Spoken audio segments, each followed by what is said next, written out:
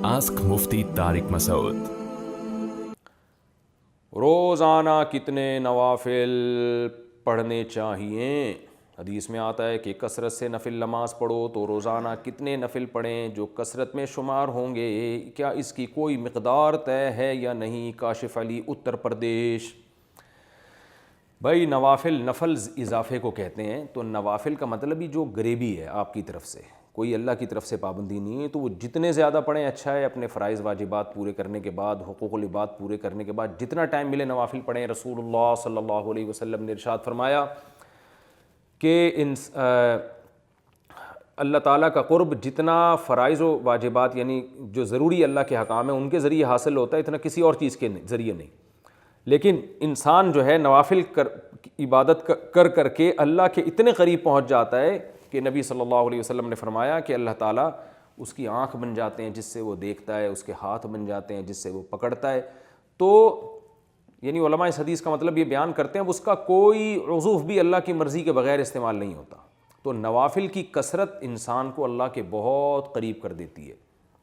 बल्कि हमारे हज़रत फरमाया करते थे कि असल तो बंदा और अल्लाह का ताल्लुक़ बनता ही नवाफिल से है। फ़राइज़ वाजिबात तो ऐसी चीज़ है जो करनी करनी है, वो तो ड्यूटी है, वो तो आपकी ज़िम्मेदारी है। आपका अल्लाह से ताल्लुक़ कितना, वो तो नवाफिल से पता चलेगा कि आप ख़ुद से अल्लाह की कितनी इबादत करते हैं। नफली सदक़ात हो गए और नफली इबादत हो गई, नफली रोज़े हो गए, तो ये तो जब पता चलेगा कि जो आप इजाफ़ी कितना करते हैं अल्लाह के लिए, इससे आपके अल्लाह के ताल्लुक़ का पता चलता है। इसलिए अल्लाह ने अहले ईमान की जो सिफ़ात बयान की, अहले जन्नत की, उसमें नवाफिल की कसरत को अल्लाह ने बयान की है कि सुबह शाम अल्लाह का ज़िक्र करते हैं, तहज्जुद पढ़ते हैं। तो इसलिए नवाफिल जितने चाहें पढ़ें अच्छा है। हाँ, उससे आप जो आपकी जो ज़िम्मेदारियाँ हैं, हुकूकुल इबाद, वो ज़ाया नहीं होने चाहिए।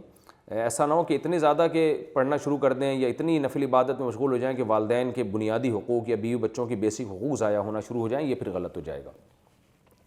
बाकी जितने चाहें पढ़ें। और कुछ नवाफिल ऐसे हैं जिनकी अहादीस में तरगीब है, जैसे सदक़ात व खैरात में तो जितने चाहें करें।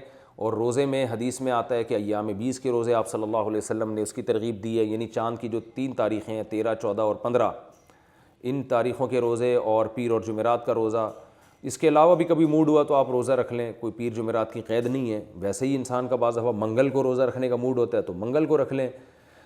तो जितने चाहे नफिल रोज़े। और नफिल नमाज में जो सबसे अफजल नमाज है वो तहज्जुद की है।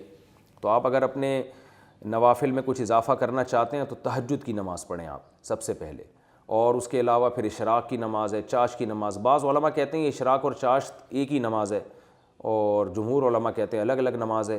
तो मुझे जो है ना पूरी दलाइल से तहक़ीक़ नहीं है, बस दोनों उलमा के अक़वाल में जानता हूँ तो मैं दोनों के कौल नक़ल कर देता हूँ। बहरहाल चाश तो इशराक को अलग अलग पढ़ लें तो डबल हो जाएगी, इसमें क्या जा रहा है। जो इशराक का वक्त है जमहूर के कौल के मुताबिक वो सूरज जब एक नेज़ा बुलंद हो जाता है फिर शुरू होता है। और चाश का वक्त जो शुरू होता है वो जब सूरज बिल्कुल दरमियान में पहुँचता है 45 के ज़ाविये पर, तो उसके बाद आप ज़वाल से पहले, यानी चाश की नमाज़ ज़वाल से पहले तक रहती है। उसके अलावा जो है अव्वाबीन की नमाज़ है, चाश ही की नमाज़ को हदीस में अव्वाबीन की नमाज़ कहा गया है। तो ये ग्रेबियाँ हैं, जितनी चाहें लगाएं उतना अच्छा है। अलबत्ता सुन्नत मौक़दा पढ़ना बहरहाल ज़रूरी है, जो 12 रकअतें हम पढ़ते हैं। आस्क मुफ्ती तारिक मसूद।